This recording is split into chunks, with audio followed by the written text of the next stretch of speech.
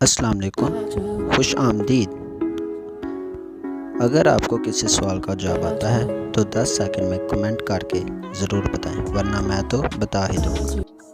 सवाल: वो कौन सी चीज़ है जो इंसान को 2 दफ़ा मिलती है लेकिन तीसरी दफ़ा ख़रीदनी पड़ती है?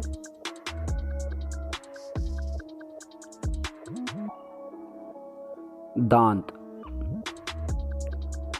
सवाल: दुनिया का वो कौन सा मुल्क है जिसके 3 नाम हैं?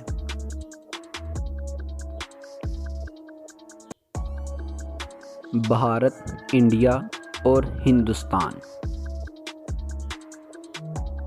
सवाल: सूरज सबसे पहले किस मुल्क में निकलता है?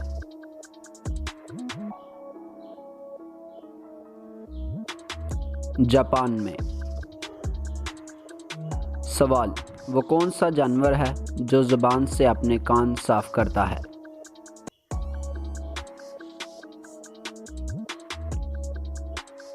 ज़राफ़ा।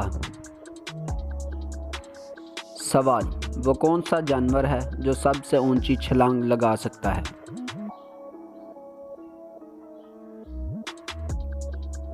कैंगरू। अगर आपको हमारी ये वीडियो पसंद आई है तो इसे लाइक और शेयर ज़रूर करें। अल्लाह हाफिज़।